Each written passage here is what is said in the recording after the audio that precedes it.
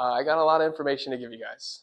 This is a topic that I've become very passionate about because I've learned a lot about it, and this is driving a lot of our issues with our health in our country and everything that is causing people to break down and get further and further off of being normal human beings. It's all stress related, right? And not a lot of people are necessarily talking about it. It's obviously forefront. People feel stressed. Everyone feels stressed. But what is stress? We're going to talk about these things, like actually how does stress work for your body, and certainly going to go over some of the best management techniques that you can do to help your body to adapt to stress, to make sure that your body can recover quicker, that it can transition, that it doesn't get knocked down and then start piling on the stress, because that will lead towards a lot of other issues. Again, don't worry about catching every single thing because you can watch this back at any point. I'm going to give you a ton of techniques and things at the end of this, so don't go home and plan on doing all of these things. That is stressful, right? What is more stressful than trying not to be stressed? Literally. That's not what this is about. This is about just changing the perspective on what is stress and how your body deals with it. Not all stress is bad. Everybody thinks stress is bad. Most of the time we're thinking of mental stress. There are different forms of stress. We're going to talk about all of that. And I would encourage you to pick one or two things to go home and start doing though tonight, right? Two things is really what I would recommend, and try to stick with it and see how it actually works for you. If you try to get home and start doing 10 different things, chances of being consistent with that and sustaining that habit, not that great. So try to pick two things that you think might be awesome for you. Try to incorporate that into the lifestyle, and let me know how you're doing with that. Tell the docs. We want to hear about how this has helped you and how it changed things. And I'm sure you will find something in here that's good for you. And if it doesn't work, then try something new in a month if this one's not good. There's so many different techniques, and some of these work better for other people. So let's just dive right into it and get to it and start with talking about what is stress. So first, let's define stress. Okay? This is the actual dictionary definition of stress. If you look it up, is a physical, chemical, or emotional factor that causes bodily or mental tension and may be a factor in disease causation. That's what the dictionary says is stress. Okay. I'm going to go ahead and say may be a factor in disease. We know it is a factor in disease. This has been very well studied. Stress will definitely lead towards disease and illness, and the more you have, the more correlated it is with a lot of these issues. Absolutely, this does create disease. That's why we're talking about this. The best way that I would sum this up, well, first off, just reminding you that it comes in different forms, okay? We use the 3 T's. Do you guys remember the 3 T's? We got one. Thoughts. Thoughts is your mental stressors. Anybody else remember any other T's? Throw some T's at me. Anything? Tension? Nope, not quite. Trauma. Trauma is going to be your physical stresses. So thoughts, traumas, and then the last one is toxins. Okay, toxins is the chemical stressors. Right? These are all the stressors we remember with the 3 T's: thoughts, traumas, and toxins, because all of those types of stress will create reactions in your body. Okay, the way that I like to think of the definition of what is stress, when we're talking about stress, we're talking about anything that creates a demand on your body. Now, usually your body perceives it as some kind of threat, but it doesn't have to be a negative stress. Okay, but it's something that is requiring a demand of your body. Your body has to expend energy, whatever that is, whatever that factor is, physical, chemical, or emotional. It's something that creates tension in your body. Okay, so that's the basis of what stress is. We're not just talking about mental stress, which is what most people say, and I ask people all the time, how's the stress in your life? Nope, no stress whatsoever. I say, I would challenge you on that notion. Maybe we're just defining it differently, but I'm really glad to hear when people don't have a lot of mental stress. That's usually what we're feeling. The truth is, if you live on planet Earth, there is stress. There is stress. First off, if you live in our country, when you're breathing air outside, that's a stress on your body. The foods that we eat are stresses on our bodies. Okay, this comes from all kinds of different things. I say if you live on planet Earth, because that means you have gravity. And gravity is a stress that is trying to pull your body into the ground. Your body, and specifically your spine, has to have tension to allow you to stand upright so you're not a pancake on the floor. So if you are in outer space, you don't have that stress. But on planet Earth, we do. And these are all things that we don't necessarily think about because our bodies are built to handle that. Nobody is not in a position to be able to handle gravity unless your spine is in a scoliotic position and now your spine wants to collapse because of gravity just weighing it down. And then you're going to realize that gravity is actually causing more stress than you might realize. Okay? Food for thought, right? So when we're breaking down stresses, another way to break it down is macro stresses versus micro stresses. So macro, these are the big stressors. You get in a car accident. You have a death of a loved one. A big relationship breakup. Right? These are macro stresses. These are big stresses. It's not really what I'm going to be talking about as much tonight. Things like that, there's special circumstances, right? Sometimes the body needs time to heal from those things appropriately. Right? You get in a car accident, you have a very traumatic life event, you need time to heal from that. Okay? That can involve a number of people. Certainly car accident, come and see the chiropractor, right? You need to talk to a therapist, counselor. There's so many people that can support you in those kind of situations. That's not really what we're talking about tonight. I want to talk about how you can manage those smaller ones that are coming up more often, the micro stressors that stack up on us. Before you get to work in the morning or before you eat breakfast, do you know how many micro stressors you have? Yeah, if you started to count them up, it's amazing. The first second your alarm clock goes off, that's a micro stressor for your body, right? Your body goes into alert. It wakes up. It goes out of rest. It hears an alarm. If you snooze that alarm, you got another micro stressor coming in 9 minutes. And then again and again. And then you go and check on your phone, and then you got your emails, and then you got your text messages, and then there's social media and the news, and you have 10 to 20 stressors before you even had breakfast. Right? So these things stack up on us. And what I want you guys to think of is this concept of your body has a threshold for the stress. We can handle stress, like you can handle gravity on your body, unless the stresses have stacked up so much that you've passed your threshold. So when we're talking tonight about these strategies, it's about increasing your threshold, understanding where that threshold is, what's happening on the route to there, starting to minimize some of these micro stressors. Okay? If it's an acute stressor, which means short term, body's built for that. That's why we have the stress response, to adapt to an acute stressor so we can have the appropriate reaction. So if you're about to get hit by a car, you can get out of the way so it doesn't hit you, but then the car's gone, or you get hit and it's gone, right? Either way, somehow that stress ends. This is what our bodies are built for in the past. If there was a saber-toothed tiger chasing you, and I'm going to use that as an example because that's just a classic scenario of what human bodies were designed for.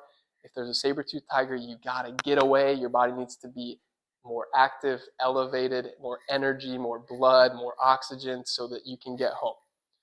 Now, if those stressors don't go away and they become chronic, that's where we start to have a lot of these issues. It's the chronic stressors that our body is stuck in that state and it can't get out of that create breakdown, because the systems are designed to go back and away when the stressors leave. If they don't leave, the systems don't know how to respond, and that creates imbalance, dysfunction, and disease in the body. So that's what we're really talking about, is how to avoid this chronic stress, how to limit those micro stressors.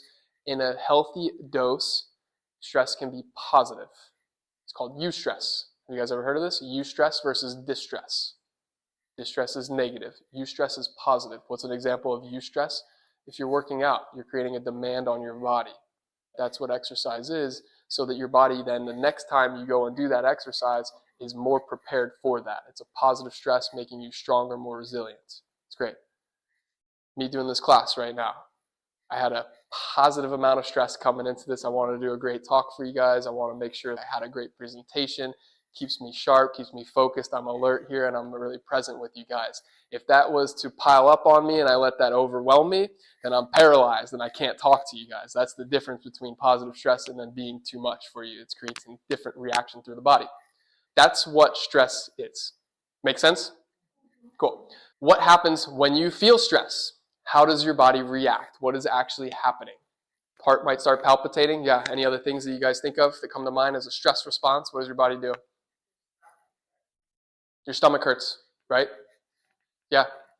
Yep. You get the shakes, right? Your body's agitated. Yeah, absolutely. These are all very common responses, and they're all reasonable responses because, again, what your body's doing is it's increasing its energy expenditure to meet some kind of a demand. So it needs to do that. So some of the things you'll see is that your heart rate raises, your blood pressure goes up, so that your body can get blood to the places it wants to go. So it's pumping oxygen through your body. Where do you think your blood needs to go if you're in a stress situation? You're in a fight or flight mode. That's what we're going to talk about. It's the fight or flight mode. Where do you think you need blood in your body? Something is immediately threatening you and you feel in danger. Your muscles, yeah, your heart's sending it to all the muscles. So do you need blood in your stomach to digest your food if you're about to get eaten by a saber-toothed tiger? Your body is so intelligent, it knows that's a waste of energy. Why digest your food if you're not about to make it home, right? That is what your body has learned over its existence. So instead of blood being here, it pushes it out to your extremities, your arms, your legs, so you can run away, so you can fight, okay? When you feel your stomach jitters, now number one, it's taking blood away from there. You're also actually feeling the blood vessels close in your stomach. Did you know that? Blood vessels will close in your stomach to push blood out of those organs to your extremities. And that's what we feel. We feel tension and anxiousness in our stomachs, but it's really actually physiologically our body is shifting its state. Okay? In your brain, the blood doesn't need to go to your forefront of your brain, which is your executive function, your consciousness, your thinking, your creativity. That's not important in the time of survival. The blood goes not here, but to the back of your brain, your reptilian brain, where your eyesight is connected from, so that you can have tunnel vision, so that you can see what's in front of you, so you can be alert, so you can have sensory input to help keep you alive. There's also blood going to your amygdala, which is your emotional brain. When you're in a stress state, it puts you more in that emotional reptilian state and out of your conscious human executive function. And that's a natural design, right? So when people are stressed and they don't seem as sensible, or they seem like they're just completely out of it, right? It's their body is physiologically shifted into that state because it's in a survival mode. Isn't that interesting? Your body's developed this on its own. We don't do that. It knows how to do that. So some of the markers, you're going to see elevated cortisol. Are you guys all familiar with cortisol? That's your stress hormone. That's the classic stress hormone. And this is a lot of function in your body. So again, if you need energy, you need cortisol. That's going to deliver energy through your body, keep it active. But cortisol creates inflammation through your body. So if that cortisol never shuts back down, now you're leading towards chronic inflammation and other issues. Right? Another one of the hormones that comes through with cortisol is adrenaline. So that's also your shakiness, right? Making sure that your body is active and alert. Your blood sugar will raise when you are in a stress position. Did you guys know this? Most people have no idea. How many people are working on their blood sugar because they're diabetic or they're having issues with their weight or whatever it is, and they change their diet, and they cut out all their carbs and their sugars, but they still can't get past a certain amount?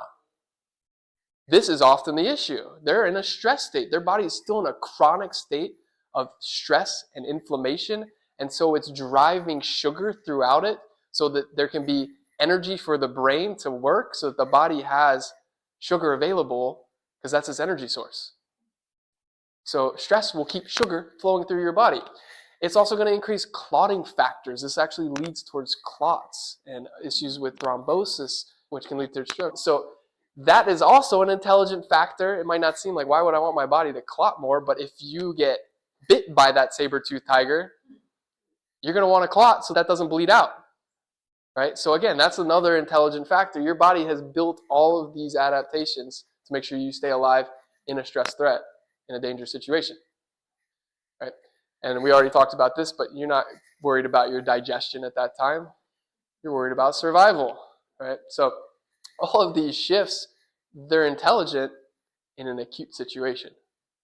When this is going on chronically, now the body's just constantly expending energy. It's constantly having blood sugar running through it. It's constantly having cortisol and inflammation. And that is what's leading a lot of these disease processes. Over about 80% of doctors' visits nowadays are stress related and rising, right? And I always like to make sure that everybody knows, just to remind you, how much of disease and sickness is genetic. Most people think it's a lot more than it is. I know we talked about this morning. You know the percent?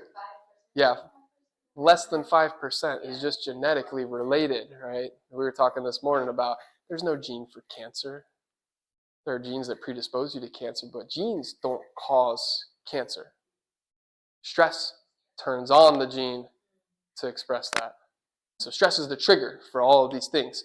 The same way you could have an Alzheimer's gene. There are genes that predispose you to these things, but you don't have that when you're a young kid. It's later on in life when the stress is accumulated enough that gene starts to activate. But you're born with that. That one there for sure is a gene.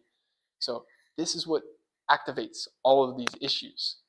And it doesn't happen immediately, but chronically you're going to get in that state. And that's where everyone is really struggling. And we're all just, oh, this is fine. This is life. This is normal. But we're getting farther from where normal is. For sure. Yeah, your body is used to this. Absolutely. It's common. It's normalized, but it's not actually normal. That's not healthy for you. Yeah, but it's very common. And so, yeah, your body adapts. And this is where we're going to talk about what happens when it adapts to that. So your nervous system is what's built to respond to these stressors. Okay? What drives all of these functions is your nervous system. The same way your nervous system controls all of your organs, controls everything in your body. I ask any 10-year-old, and they know the brain controls the body. It's got to do that through the nerves, through the spinal cord that then actually control all of these different organs. So there's two sides to the system that works automatically for you. And this is the autonomic nervous system, automatic. This is not consciously what you're thinking of. This is what your body's activating for you. So on one side, you have your sympathetic state, and on the other, you have your parasympathetic. Have you guys heard of this? Sympathetic, parasympathetic? But, yeah. So sympathetic is your fight or flight. Parasympathetic is your rest and digest. That's the easiest way to remember them. Okay. Fight or flight is your stress state. That is gas pedal, energy, expenditure. We gotta get out of the stressor. Parasympathetic is your energy conserving state. Right? This is your rest, your recovery state, your healing state. Right? We need both of those. When we are chronically stressed, we are stuck in this side of it. And what that does is it depletes the other side. Right? So yes, your body adapts. Now, if you're just stuck in this chronic stress state, if you were to just think of this as a mental health kind of issue, what do you think that looks like? Chronic stress in a mental health condition? Anxiety. Exactly. It's overstimulation of the brain responding to stressors. Now, you stay in that side long enough, you actually wear down your parasympathetics. So your parasympathetics no longer activate the way that they're supposed to. Your body is steered so far into that it doesn't know how to transition. And so that leads towards depression, right? Because you're depleted so much. Right? This can cause chronic fatigue. There are so many issues that can develop with this over time. Now, what I really want to show you on here that's very interesting, since you guys are all patients in the office here, look at where these nerves come out. Do you see on here? I know the lines are pretty small. The parasympathetic comes right from the very top of the spine and the very bottom. The middle parts, those are your sympathetic nerves. Okay? So what's pretty cool is we can measure dysfunction of your autonomics. That's what we do. And most of the patients don't necessarily know because we like to look at our stress score and see what the color bars look like, and that gives us a kind of picture of what's going on. But we look at this for so much information. So first, I just want to show you this one here because this is another very commonly used. We don't use this here in our office, but a lot of chiropractors do. That's called HRV, heart rate variability. Is anyone familiar with that? Yeah, so you can see, you can track it. Yeah, yep. So this is a good measurement of how adaptable your body is. So heart rate variability is how can your heart rate shift based on what's going on in your life, right? So we want to see higher scores. We want to see better variability, so more adaptable. And it should be in this kind of green central target where there's balance between the sympathetic, parasympathetic. Most people are scoring right down here. Okay, so way into that sympathetic state, less adaptability because they're chronically in that stress state. So that's one thing that you can use to actually measure where you are at on that. We use this because it just gives us more information. This is an SEMG, which is a surface EMG. So this is measuring, if you didn't ever know, we look at this for a lot of things, and it is measuring nerve signals, and that's generally how we communicate about this. But what the sensors are actually measuring is the signals coming through the surface of the skin. So they're electrode sensors measuring how those nerves are actually bouncing through the surface of your skin, which is a good presentation of how your autonomics are functioning. When we particularly see more stress at the top and the bottom, where those parasympathetic nerves are, that's showing that there is dysfunction in those nerves. And so very commonly we see that when people come in, Now this person, you can see they're all in the red, so a lot of stress throughout the body. But if you look at this side, do you see how it has this somewhat U shape to it? That's a classic presentation of autonomic imbalance. So they have way more tone at the top of the parasympathetics and at the bottom. After being taken care of, we get to measure that progress and see how that balances out as the body is reestablishing those connections. So that's one of the things that we get with this, and we can actually see how are you doing, and that's part of what that score is based off of, is those imbalances. So we are measuring those things, whether you realize it or not. And the reason why is because upper cervical is one of the most helpful things that you can do for this kind of chiropractic. Now, all kind of chiropractic is designed to help connect the nervous system, remove any kind of interference, which will help your nervous system function better, right? But upper cervical, specifically removing the pressure at the top of the spine, right up here near your C1, where the brainstem is, that very specifically stimulates a parasympathetic response. So there is a lot of research to show that. We see improved HRV, heart rate variability. We see improved SEMG scores. We see that the body lowers blood pressure after adjustments immediately. Immediately. And we've measured that. Isn't that cool? Now, it doesn't mean it's going to stay down, depending on how dysfunctional it is, but when you stimulate these nerves and the parasympathetics, that's the response the body has. So we can measure that, and that's why the upper cervical care helps so much with chronic fatigue, with mental health issues. And we do classes on these because a lot of mental health conditions are, people are so overstimulated, and their body is running rapid inflammation, creating breakdown, right? Autoimmune issues. This is also stress on the system's disconnection through the gut and no connection between the gut and the brain, where the body starts to attack itself. All these things have to do with chronic stress and imbalance. The parasympathetics are what are controlling your digestion. Your gut is what is mostly responsible for a lot of autoimmune issues. When we clear the pressure, connect the nerves, facilitate the parasympathetics, we often see that the body improves with these things through healing itself. Isn't that cool? I know, and you guys know, we don't do that, right? Yeah, absolutely. Trying to keep it light. It's a stress class, right? Oh yeah, for sure. I'm glad you're enjoying it. So let's talk about how do we get there? What kind of things can you guys do? This is where we're talking about some of the different techniques. Okay, now there's a lot of different techniques. So I want to break down a few of them for you. So thank you for appreciating my slideshow, Logan. Let's start with how do you just strengthen your nervous system? Okay, so what are some of the things you can do to strengthen your nervous system? Obviously, other than chiropractic, that's just essentially removing interference from your nervous system, which is so important if it's there. Sleep. We all know sleep is important.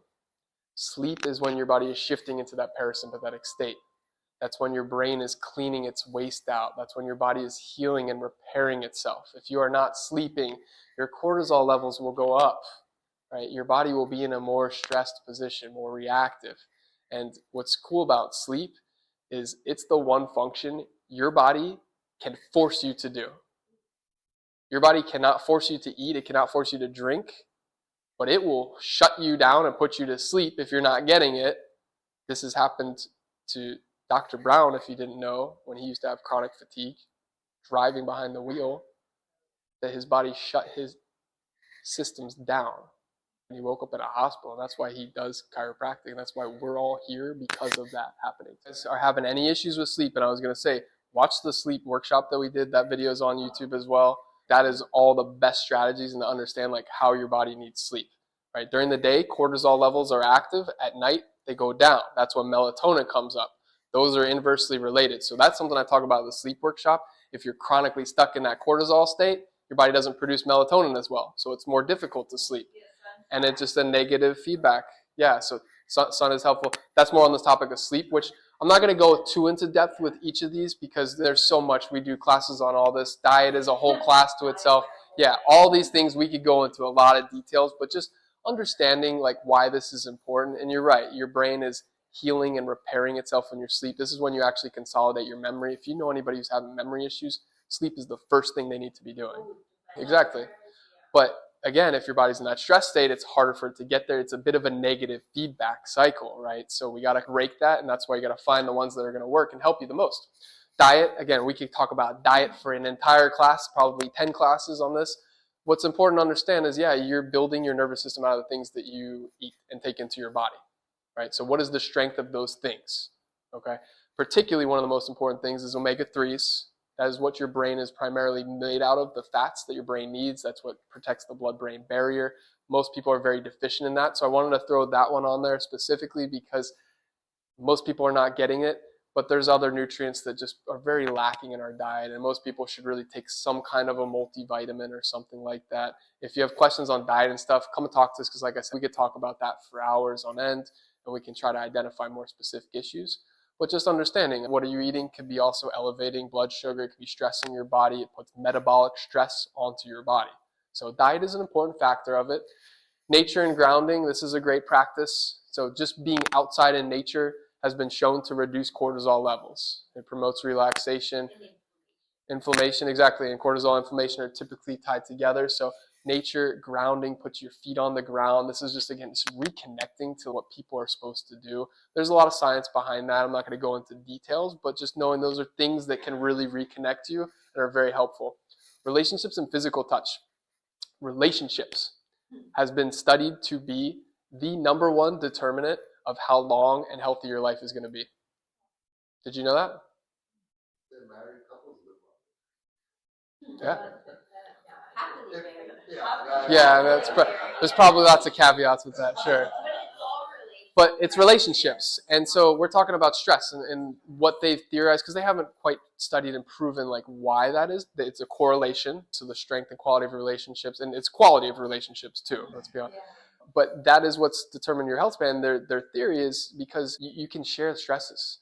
You have people that you can vent, you can talk to, right? So even talking to counselors and therapists to get things outside of you to have help externally shares the load. It helps lighten the burden. So relationships are super helpful. And physical touch stimulates positive chemicals in your body. Oxytocin. Yep. 8 seconds of a hug that lowers your stress. For sure. If you guys ever hug Dr. Levine in the office, you'll notice he hangs on for just a little extra when he hugs. He's a great hugger, and his daughter is the best hugger in the entire world. But consciously, he started doing that because that will actually give you an extra dose of oxytocin when he's doing that. So next time, thank him. Hug him back. Yeah, for sure. So those are just a couple things, but those things add to the strength and resilience of your nervous system. So stronger nervous system, better adaptability. So these are really helpful things. But let's talk about how you can increase the threshold for that stress and what your body can take. So a couple things that really, from what I've studied, from what I've learned, from everything I've read, some of the most effective ones. Now, anytime you look into stress, first thing you're going to see is exercise is a great way to use those stress hormones up to make sure you are burning off that energy. Your body needs the cortisol, but then it's going to come down afterwards once you've burned off that energy. So exercise is super, super important. Exercise is a stress in itself. It creates a demand on the body, so it allows it to be able to take those things next time it comes into the same kind of stressor. What I wanted to mention today, because it's like more of a newer kind of topic of conversation, interval training. So interval training, you guys familiar with interval training a little bit here and there? So most people think of HIIT workouts, like high intensity interval training, which is a form of this for sure. But with interval training, it's a really cool thing that they've learned about now. Instead of running for as long as Rich likes to run, for 6 miles at a time, about an hour. We got a good runner, Iron Man over here. But instead of doing that prolonged cardiovascular aerobic type of exercise, what they actually have found is that if you go through spurts, that you will actually challenge your body in the same way, and you can actually recover better from it, and so you get more out of it. And the reasoning behind that is, instead of running for 6 miles straight, this is at a low speed, sprint for 20 seconds, walk for 5 minutes. Sprint for 20 seconds, walk for 5 minutes. What that does is it allows your body to activate that sympathetic, burning the energy, sprinting full speed, taking it to max capacity, and then immediately bringing it back down into the parasympathetic. And so the body learns through that, okay, there is a demand, I need to meet that demand, but you know what? Then I'm walking and I'm safe and I'm comfortable and I feel okay, and so I can heal and I know this demand is not going to take me out. And so the more you do that, the more the body knows, okay, I can handle this, and it continues to push its capacity. So you actually get a ton of benefit out of that, and you could work out, or specifically with aerobic training we're talking about right now, but 15 minutes could be equal to an hour of training because you're still creating that same demand, but in 15 minutes there's less damage on your joints, right? So less intensity and doesn't take as long, can be more sustainable. So one way that you can actually use your nervous system and the way your body works to help get more out of it. Cool? Yeah, that's the reasoning behind that. Cold plunge is a similar thing. Has anybody done cold plunge or ice baths? I recently started trying to do a little bit of this at my home. This is not for everybody, let's be honest. I know that. I don't expect you all, and it would be really fun to have an ice bath right here and make everybody jump in it, but we decided not to do that tonight. Why does this work is the same kind of idea as the interval training. Yeah, you plunge into cold water, and specifically your head too, I will say. That is something that is important. Yeah, when you get your head in there, that is different than getting the rest of your body, trust me, for sure. Yeah, absolutely. I was talking about this with Dr. Levine earlier today. It's when you get your head in there specifically and your brain is feeling that cold, like it is putting you way into that sympathetic state, right? Your body immediately says, I got to create warmth. I'm about to freeze to death. So it plunges it into that sympathetic state, but then you get out, you warm up, your body goes back to the parasympathetic, it calms back down. So you start with slower, littler amounts, right? You can build up the time of how well you can stay in that cold, right? When I did it the first time, I think I maybe lasted 45 seconds the first time, but you can build it up slowly and slowly. Cold shower. Yeah, and so there's other ways to do this. Yeah, exactly. So that's another thing that I do. But this will absolutely increase the capacity of your body. That's why people really like to do this, and it's really great for recovery. If you don't have a cold plunge or a bathtub at home, you can fill a bathtub with ice. That does work. Definitely like a cold shower, like at the end of your shower, turn it to cold. That's a great way to just train your body, just be a little more resilient. It's a super simple thing, excuse me, and it actually trains your body to be more prepared for that, exactly like you said. And if you don't have that, or you don't like doing the cold shower or whatever, we're going to get to breathing. Ice bucket, just put your head in it, because that is more effective than anything else. If you just put your head in it, I promise you will wake up, you will be alert, right? Same idea. Yes, I'm not an expert in that, but I have heard that as well, for sure. The last one here, Wim Hof breathing. Anybody heard of Wim Hof? Tried Wim Hof? Okay, we're going to all do this together tonight, so I'm going to come back to this one because it's really cool, and this is one of the coolest techniques that you can use. I found it very helpful. I know a lot of people have really found it helpful, and it really trains your body.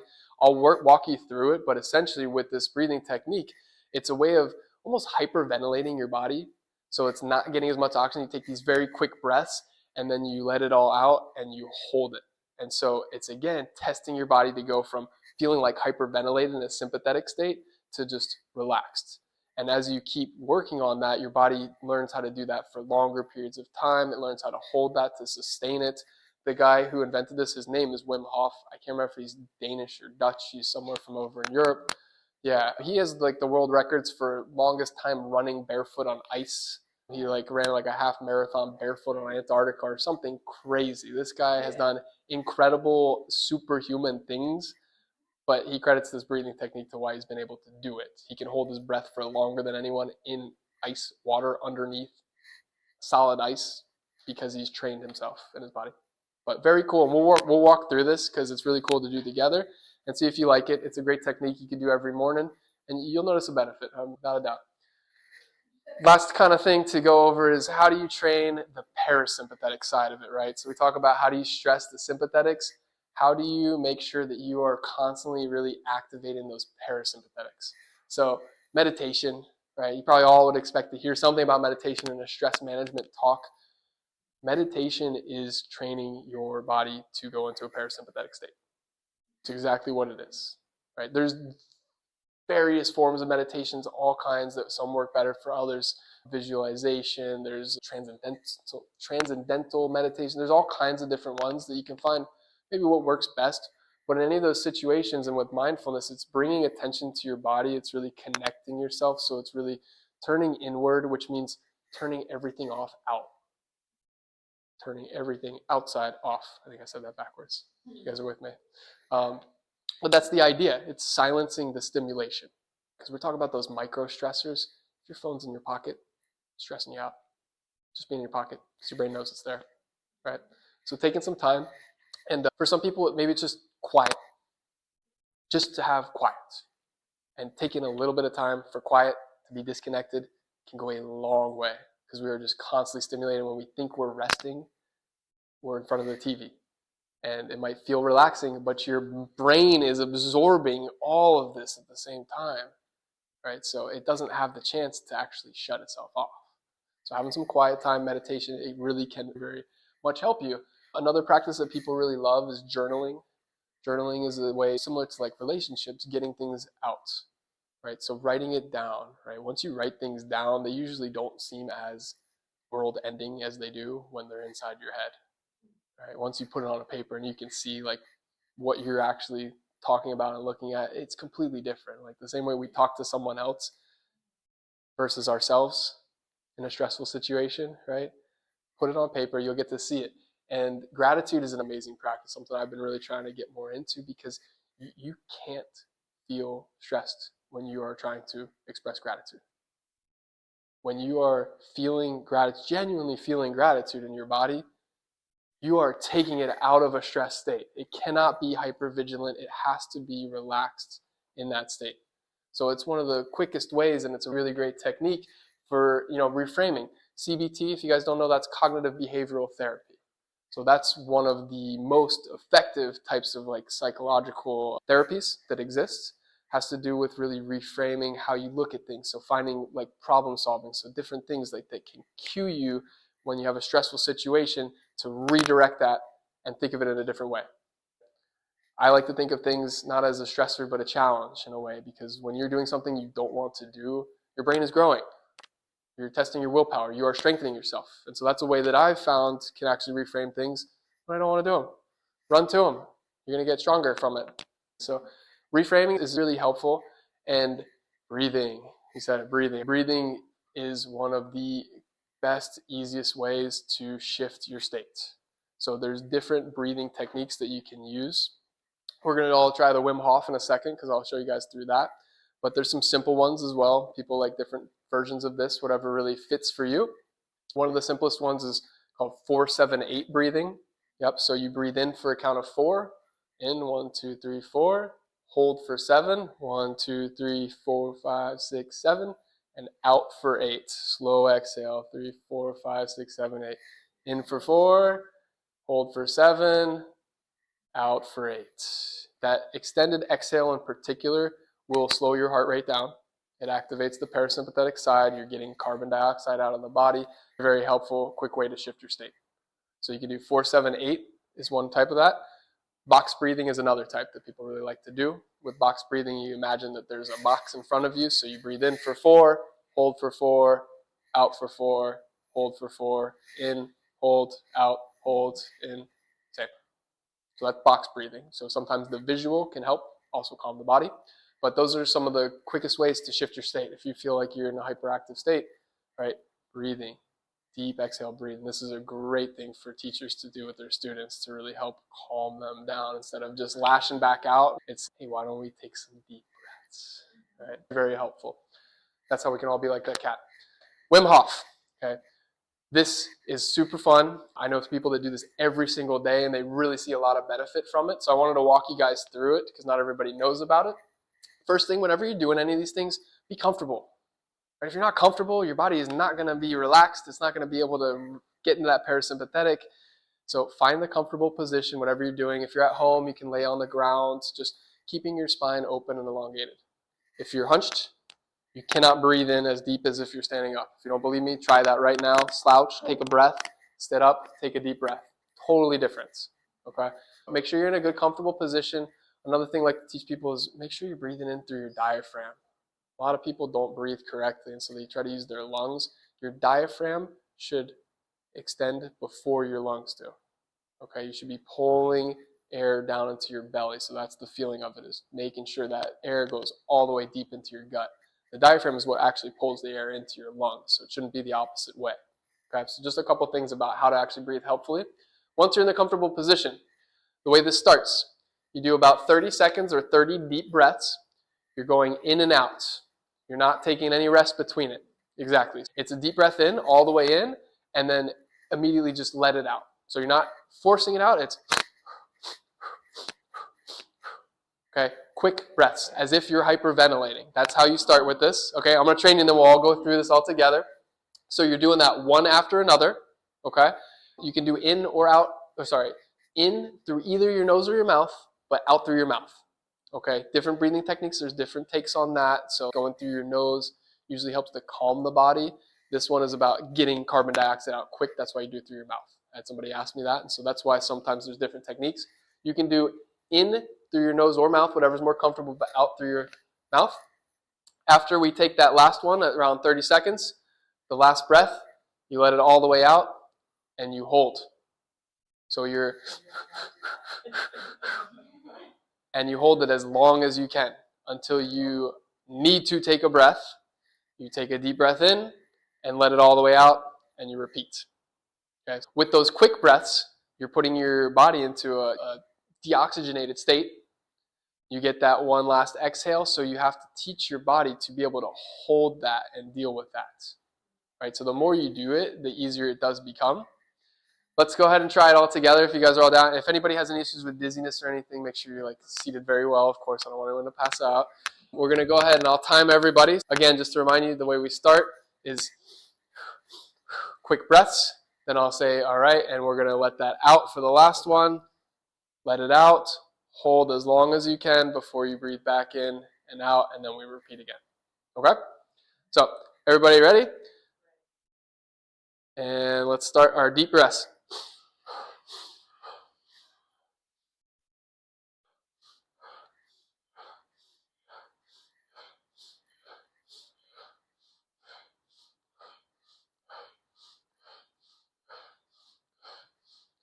Five more seconds.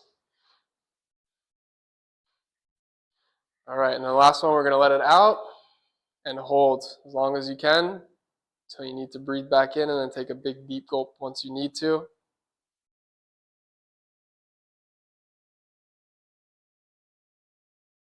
Once you breathe in, let it out, and repeat.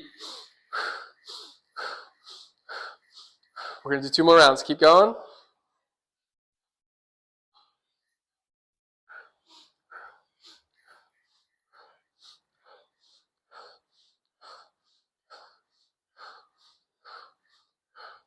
Five more seconds.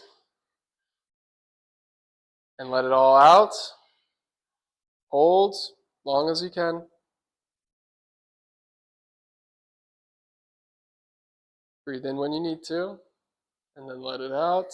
How do you feel? A little different, right? A little different, right? And that was just three rounds of that. Very simple. I didn't go for a whole 30 seconds. I did about 20 seconds with everybody, right? Just to be a little easier. But yeah, could you see how you could do that pretty consistently? It's a pretty simple exercise to do, but it grounds your body. It helps to just calm your body down. So really great technique. Wim Hof breathing, definitely recommend everyone to do that, especially if you're an athlete. That's great if you're an athlete. And one last thing, do something you love. This one you won't really find a lot of places telling you just do something you love for stress, but this is the best thing you could possibly do. Right? When you're doing things that you're passionate about, when you have a purpose in life, it's shown to just have much better health outcomes. Right? People who don't have a purpose, who aren't doing anything that they're passionate about, they show elevated levels of cortisol, stress, less resilience. So whatever that is for you, go do something you love. Right? Find something you're passionate about, something that gives you a reason to get up and do it, and that you look forward to. That will do more for you than anything else, and that's different for everybody. If it's playing with trains, if it's collecting coins, metal detecting, bird watching, whatever it is, coloring is great. Almost had a cartoon about coloring up there. Yeah, had a cartoon of a zebra who was coloring himself in, because that's supposed to be good for you, right? For some people that might be stressful, but whatever it is that works for you. We had a gentleman come in and he had his sketchbook and he said, this is just what keeps me sane. Whatever it is, do something you love. You will feel better doing that. I hope you guys share this with a lot of people. Those are the best things that you could possibly do. Hope you guys got a lot out of that. If you have any questions, I'll hang out. But we got the video recorded, so watch it back as many times as you want. Pick something to try, and then let us know how you're doing with it.